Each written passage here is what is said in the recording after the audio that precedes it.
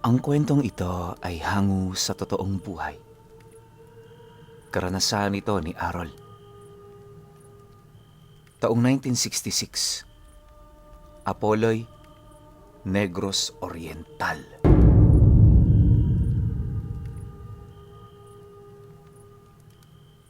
Nagmamay-ari ng isang malawak na sagingan ang pamilya nila Arol.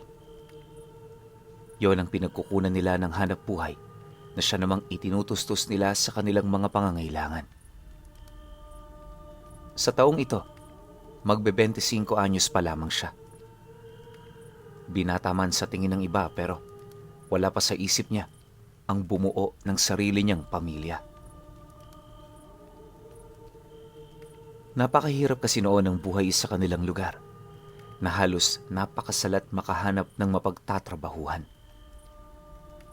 Ayon sa kanya na kung hindi magbabanat ng buto sa bukid, paniguradong wala kang perang kikitain buong maghapon. Kayod kalabaw talaga kung iisipin, pero sanay na sila sa ganoong trabaho. Minsan nga, inaabot pa sila ng 10 oras kung nataong nakigapas sila ng palay sa ibang bukid. Bagaman madalang sila kung makigapas, para kay Arol, isa yon sa memorableng karanasan niya na hindi niya talaga makakalimutan. Dagdag pa niya na doon din nagsimula ang pagpaparamdam sa kanya ng mga nilalang na nasa panig ng kaliwa. Sa kanyang pagkakatanda, araw noon ng Sabado, buwan ng Marso. Lumuwas sila sa kanilang lugar para makigapas sa Karatig Baryo. Kilala ng kanyang ama ang nagmamay-ari ng lupaing yan, kaya kampante naman silang hindi masasayang ang kanilang oras na ginugol marating lamang ang nasabing lugar. Sa kanilang pagdating, agad naman silang sinalubong ng iilan nilang mga kamag-anak. Doon na rin sila kumain ng kanilang umagahan para naman kahit papaano handa na silang sumabak sa initan. Pagdating naman nila sa isang malawak na palayan, hindi na sila nag-alangan pang pumunta sa mismong bahay nung may-ari ng lupa. Nataon kasi noong marami ng magsasakang naghihintay, kaya imbis na pumila, dumiretso na lamang sila sa bahay nito para iabiso ang kanilang pagdating. Nang masipat naman sila ng kaibigan ng kanyang ama, agad naman sila nitong pinatuloy sa mismong bahay nito. Pagpasok nila sa loob, abot langit naman ang pasasalamat ng kaibigan niya dahil sa kanilang pagdalo. Nga pala, malaki ang utang na loob ng lalaking yon sa tatay ni Arol. Noong mga panahon kasing muntik-muntika na yung magpakamatay, yung tatay niya ang naging sandigan nito. Sumama yun sa lalaki sa lahat ng oras, kahit may sarili na ring pamilya yung tatay niya. Lahat ng pwedeng magpalaya dito mula sa pagkakalugmok, talaga namang ginawa niya, at nung makabawi na yung kaibigan nito, nagdesisyon na yung bumalik sa kanilang lugar, na siya namang kalaunay nagmana na sa lupaing pagmamay-ari ng pumanaw nitong ama. Magmula noon, tuwing may anihan sa mismong lupa nito, sila agad ang una nitong inaabisuhan. Ayon sa kanya, halos hindi na nga sila nito pagtrabahuhin, pero nagpumili talagang magpagal ang tatay niya. Kinumbinsi nito ang kanyang kaibigan na wala sa ugali niyang magpakain ng hindi niya pinagalan. Dagdag pa nito na hindi ito dapat magkaroon ng utang na loob sa kanya dahil yung ginawa niya, normal na ito para sa taong itinuturing yung kaibigan. Dahil sa sinabi ng tatay niya, mas lalo pang humanga yung lalaki. Lumalim din lalo ang relasyon nila rito sa puntong parang totoong pamilya na ang turing nito sa kanila. Bagaman ubod na yon ng yaman, kailan may hindi pa rin ito nagbabago ng ugali. Ayon sa lalaking yan, yung perang nakukuha niya, walang kakayahang baguhin ang pagkatao niya. Kalimitan kasi sa mga ganoong bagay, ginagamit lang din niya pangtustos sa kanyang pamilya at sa mga pangangailangan ng taong umaasa sa kanya. Ilang beses na rin niyang inabutan ng malaking halaga ng salapi ang pamilya ni Arol, pero tinanggihan lang ito ng kanilang padre de pamilya. Dahil sa ganun itong prinsipyo, nagkaroon na lamang sila ng kasunduan na tuwing gapasan bibisita sila para makiani. Ang gusto ring mangyari ng kanyang ama, pantay ang kanilang parte sa mga magsasakang kasama nilang magtrabaho sa mga araw na yon. Dahil sa sinabi nito, hindi naman tumutol ang lalaki.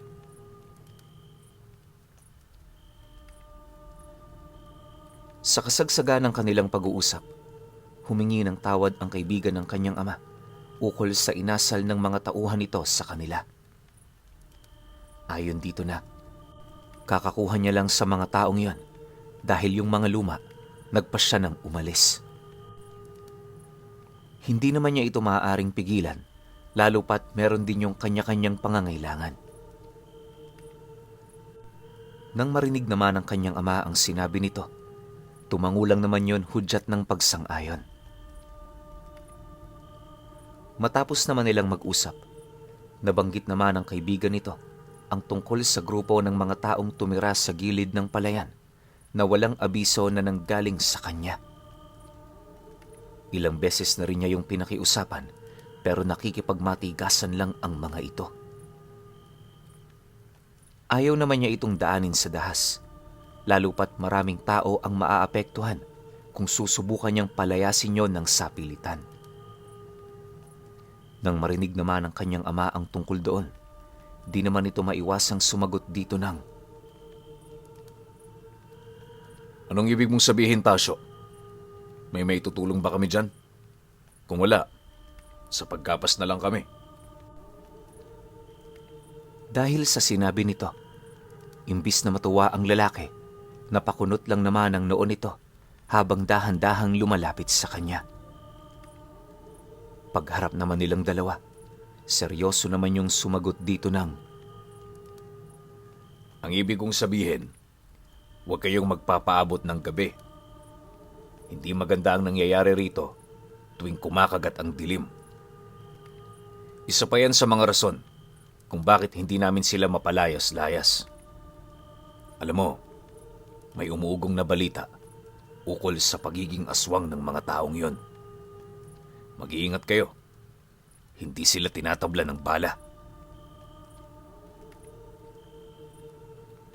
Kasabay ng pagwika nito ay ang pagpapatawag naman ni Tasyo sa mga tauhan nitong maghahatid sa kanila kung saan magsisimula ang ani. Nang mapagtanto naman yon ng kanyang ama, imbis na makipag-usap pa rito, pinili na lamang nitong manahimik habang pa isa-isang binubuhat ang kanilang mga gamit. Makalipas pa ang ilang minutong paglalakad, napadpad na nga sila sa palayan kung saan ang una nilang napansin dito ay yung iilang mga taong nagmamasid ilang metro ang layo mula sa mga kahon ng palay. Sa itsura ng mga ito, masasabi mo talagang hindi maganda ang pamilyang pinagmula nito. Nasisiguro din nilang wala yung permanenteng bahay dahil sa dungis ng kanilang itsura't pananamit. Sa pagpapatuloy naman ng kanilang pagmamasid, pinili naman nilang ituon ang kanilang atensyon sa mga tanimang pinaggagapasan ng iilang mga magsasakang kanina pang nagtatrabaho. Paglapit naman nila rito, agad naman silang inabisuhan ng tauhan ng kanyang ama na 3 kahon lang ng palay ang gagapasin nila. Nabanggit din ng mga itong walang magbabago sa kanilang hatian noong nagdaang ani, kaya wala silang dapat na ipag-alala. Nang marinig naman nila ang sinabi nito, dali-dali naman silang bumaba para simulan na ang trabaho. Ayon kay Arol, halos hindi mabilang ang mga magsasakang dumayo noon dahil sa lawak ng lupain na kanilang inaani. Dagdag pa niya na kahit 3 kahon lang ang ibinigay sa kanila, Nasisiguro niyang aabutin sila ng gabi, gawa ng napakalalapad nito, tapos malayo yun sa lugar kung saan sila nagpapahinga. Akala nila araw noon, magiging ordinaryo lang ang araw na yon para sa kanila. Subalit lingid sa kanilang kaalaman, doon pala magaganap ang mga pangyayaring kailan may hindi nila makakalimutan.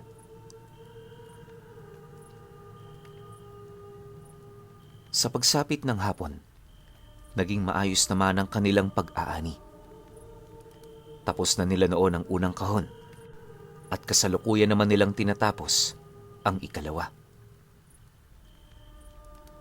Para naman hindi makaramdam ng pagod, maya't maya naman ang ginagawa nilang pakikipaglaro sa kanilang ama sa oras na nakakahanap sila ng pagkakataon. Dahil sa ginawa nilang yon, tuluyan na nga nilang hindi napansin ang mabilis na pagsapit ng dilim. Pagkaraan pa ng ilang minuto, bahagya naman silang napatigil nang sinundo sila ng nanay nila para maghapunan. Sakto rin noong napakaliwanag ng buwan, kaya minabuti nilang tapusin na muna ang kanilang trabaho bago umuwi.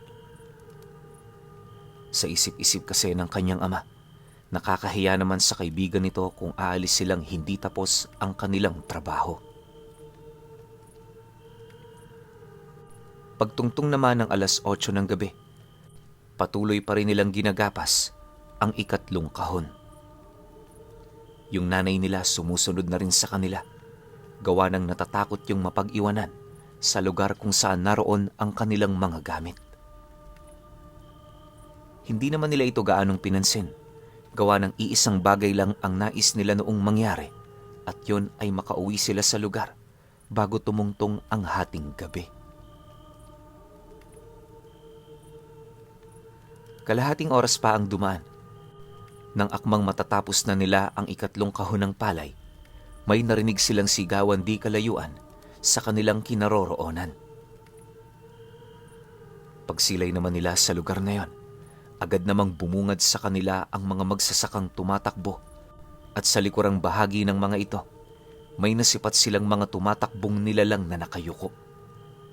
Panay din ang pag-aangil nito habang nakatitig sa kanilang mga biktima ang mga mapupula nilang mga mata. Nang mapagtanto naman ng tatay niya na hindi yon mga pangkaraniwang nilalang, dali-dali naman silang kumaripas ng takbo patungo sa kakahuyan. Ang tanging dinala lang din nila sa kanilang pag-alis, walang iba kundi yung hawak-hawak nilang panggapas.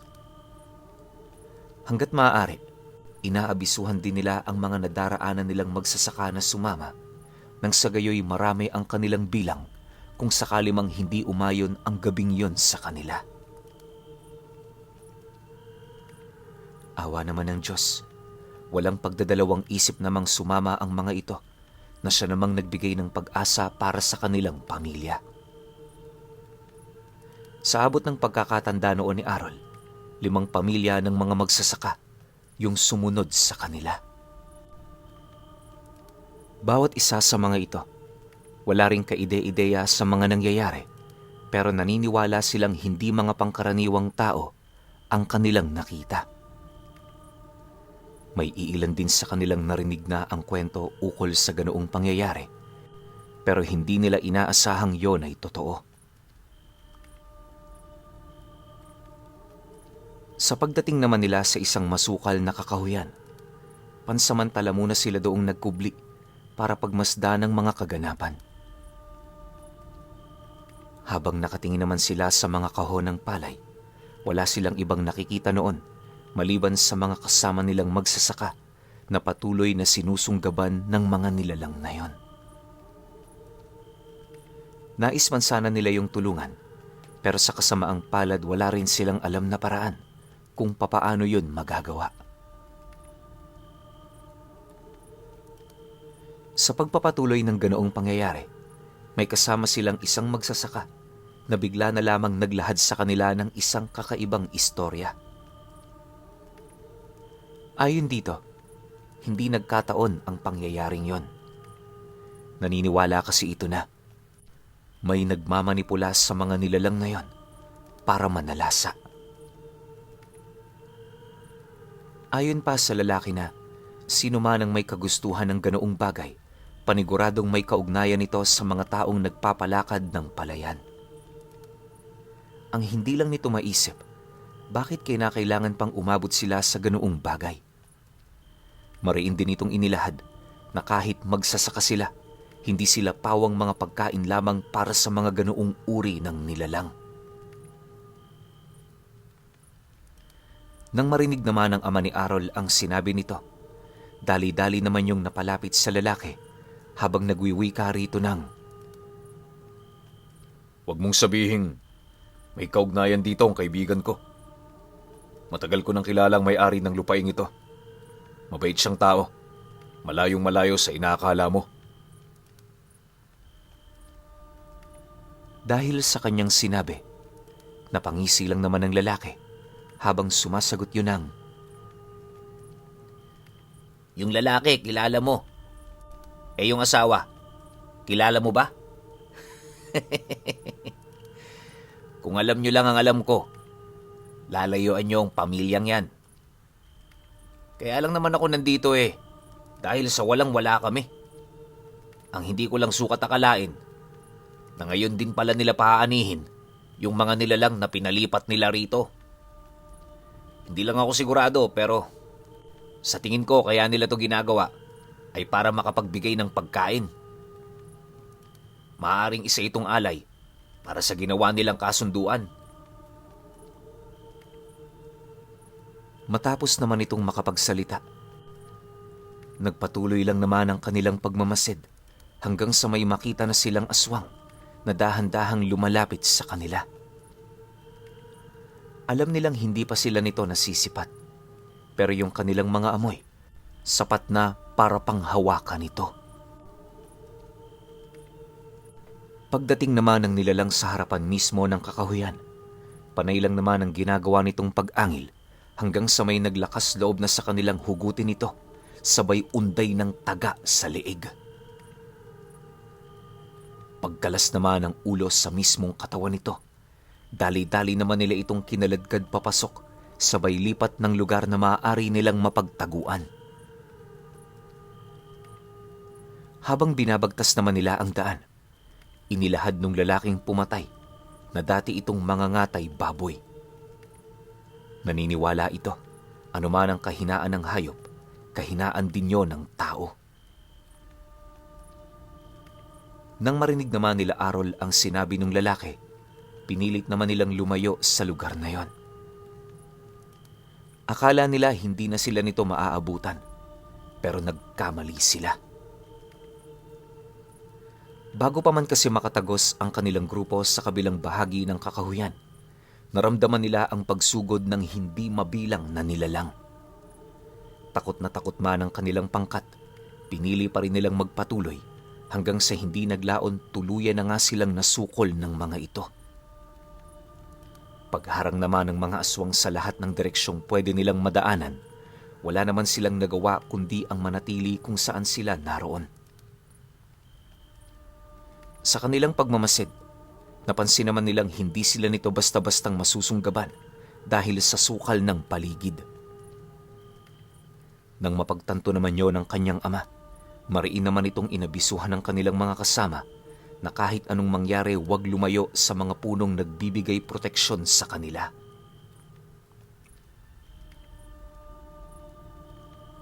Nang marinig naman yon ng isa sa mga aswang, bigla naman yung umangil habang nagwiwika yon sa kanila ng, Walang sino man sa lugar na ito ang makakalayo sa inyo mula sa aming mga kamay. Gusto niyo bang maiwasan ang matinding pagdurusa?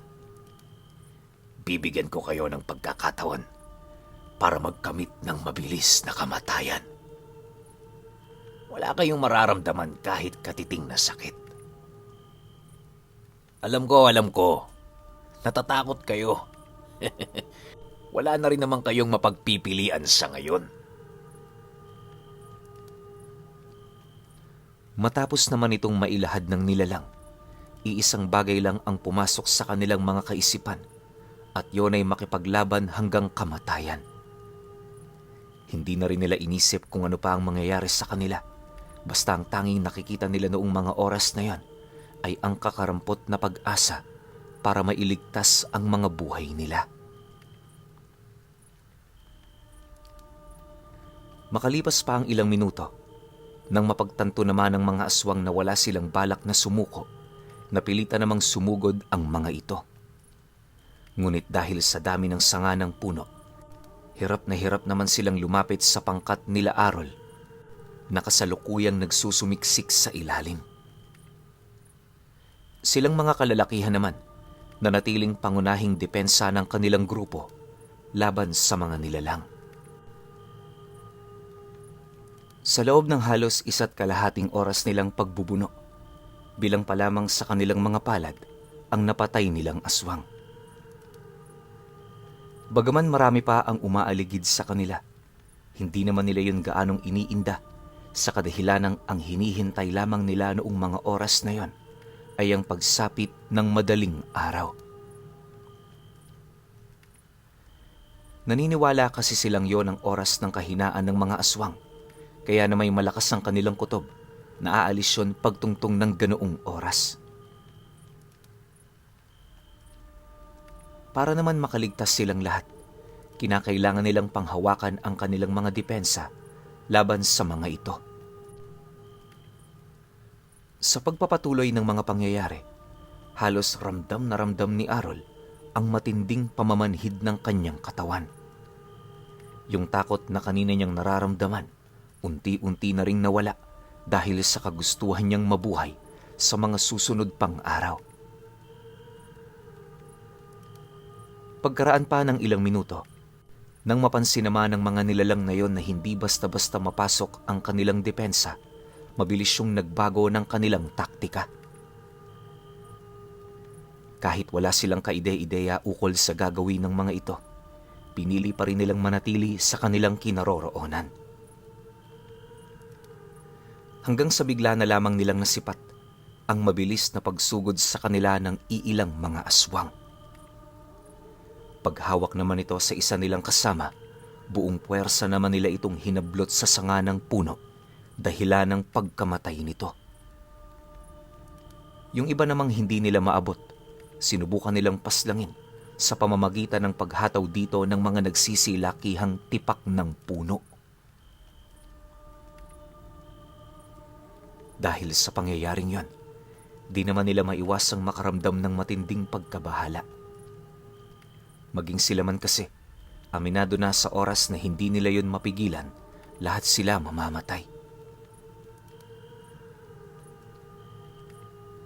Maya-maya pa, pagsilay naman ng kanyang ama, na medyo pinanghihinaan na sila, agad naman itong sinigawa ng kanyang mga kasama ukol sa kanilang dahilan kung bakit sila nakikipaglaban. Dagdag pa nito na malapit nang lumipas ang gabing yon, kaya ang kinakailangan nilang gawin, talasan palalo ang kanilang pagramdam upang hindi sila basta-bastang mabitag ng mga nilalang.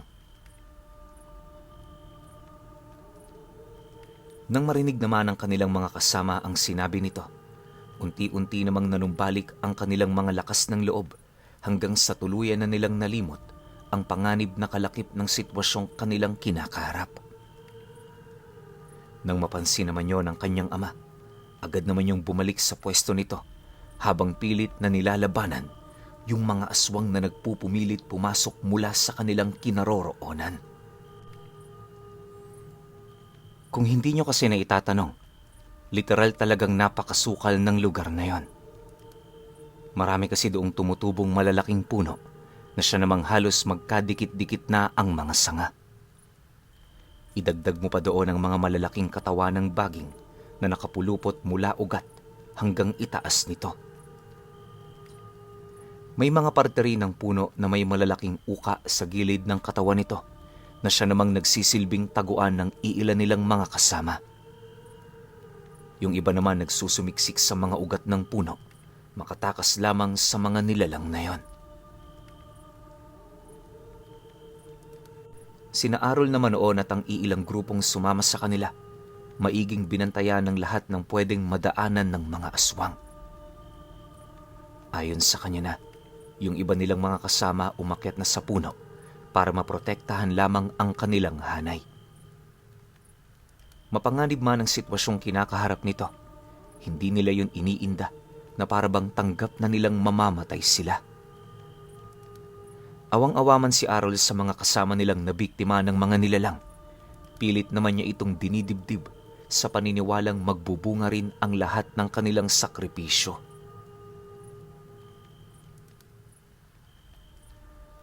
Pagtungtong naman ng 3:00 ng madaling araw, marami na siyang tinamong kalmot at saksak sa kanyang katawan.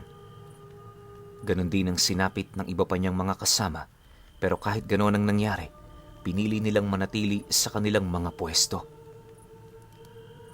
Ayon sa kanya, wala talagang umalis sa kanila. Yung iba nga, naghihingalo na pero nakikipaglaban pa. Yung kanyang ama naman, napapasukan na ng dugo, subalit nanatili pa rin yung nakatayo sa sanga na nasa ibabaw lang niya. Maya-maya pa, nang masipat naman nilang paisa-isa nang nagsisialisan ang mga ito, doon pa lamang sila nakahinga ng maluwag. Dahil sa kanilang mga nasilayan, nasisiguro nilang yun na ang hudyat ng kanilang pagtatagumpay. Sa pagbalik naman ng katahimikan sa buong paligid, agad naman nilang tinulungan ang mga kasama nilang nag-aagaw buhay. Matitindi na ang mga pinsalang natamo nito, pero hawak-hawak pa rin nila ang kanilang mga panggapas. Yung iba naman, nakakaya pang matulungan pero karamihan sa mga ito pumanaw. Masakit man yun para sa kanila. Minabuti naman nilang tanggapin ang mga bagay-bagay dahil alam nilang wala na silang magagawa ukol doon.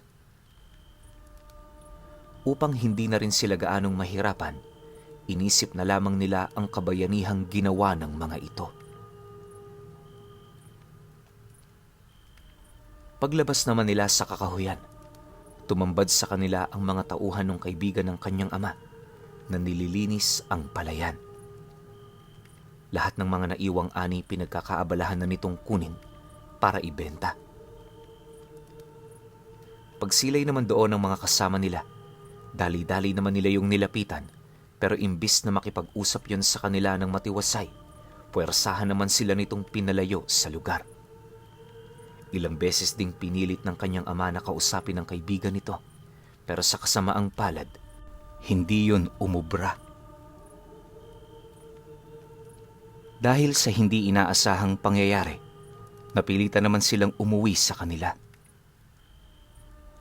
Ayon sa kanya, inabot sila ng ilang oras makabalik lamang sa kanilang baryo. Silang mag-ama kasi, pinagtulungan pang buhatin ng mga taong pinakiusapan nila. Magmula noon, hindi na rin bumalik sila Arol sa kaibigan ng tatay niya. Akala niya doon na mauudlot ang lahat ng kanilang karanasan, pero bago matapos ang taon, nasipat niya ang tatay niya na nakaluhod sa isang puno ng saging na nasa labas lang ng bahay nila. Dahil sa wala naman siyang kaide-ideya ukol sa ginagawa nito, hinayaan niya lang yon.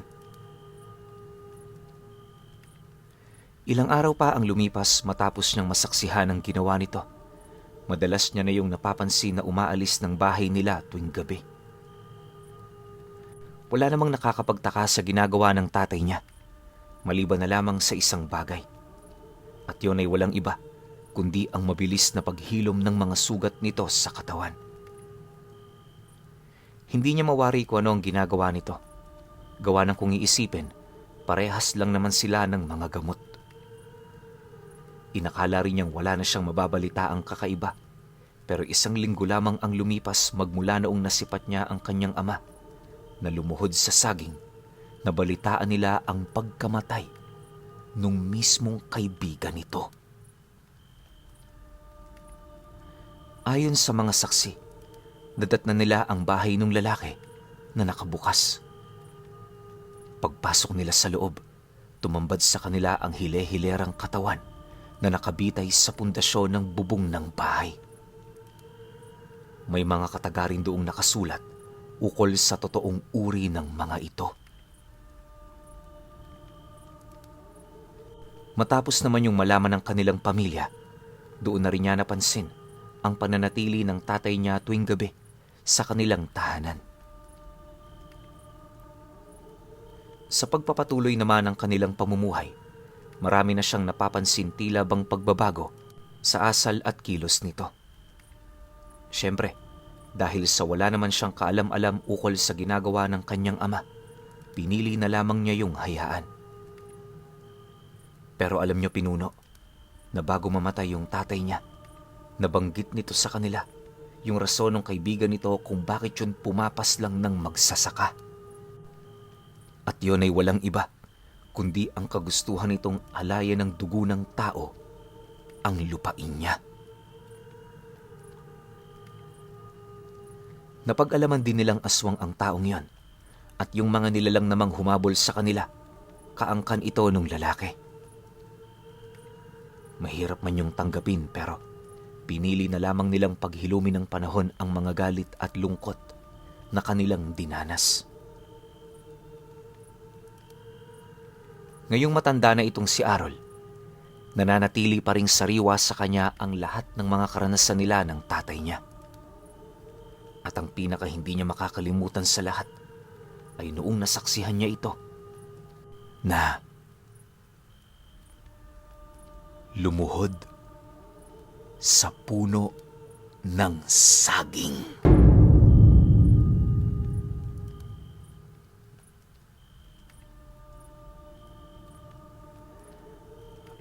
Okay.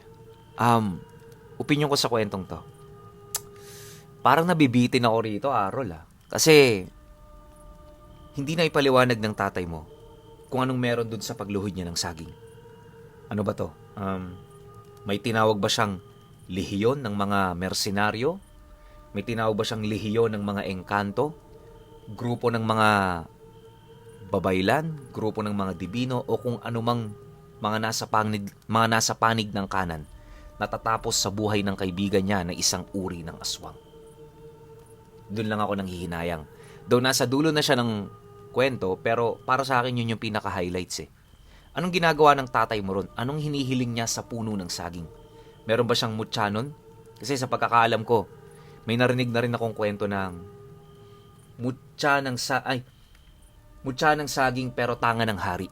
Nakalimutan ko lang yung eksaktong term, pero consider siyang mutya ng saging, pero pinakahari ito ng mga mutya ng saging. So, ibig sabihin, maraming klase ng mutya ng saging, pero may nag-iisa dyan na hari. Ito yung kadalasang ginagawa ng mga taong nagtatanga nun. Lumuluhod sila sa puno nun, tapos humihiling sila. So, hindi ko lang alam kung tanga ng tatay ito ni Arol, Wala kasing nabanggit. Or ayaw na lang siguro ikwento sa atin ni Arol kasi nga, pinagbawalan din siya ng tatay niya na isiwalat kung ano man yung tinatangan nito. Kasi, pwedeng naipasa yun kay Arol. Diba? Yun yung nakikita ko sa kwento na to na medyo nakahatak ng atensyon ko. Pero dun sa pangyayari na yung kaibigan niya, inaalaya ng dugo yung lupa. Medyo hindi ko magets yun kasi alam ko yung dugo ng tao, inaalay lang yun sa mga tulay. Dito sa lupa, hindi ko alam kung paano siya nag-workout. Ngayon ko lang kasi siya narinig. Pero baka may mga nakakaalam sa inyo. Kaya, kung may opinion kayo sa kwentong ito, comment nyo lang sa baba. Yun lang. Hanggang sa susunod na kwento. Salamat.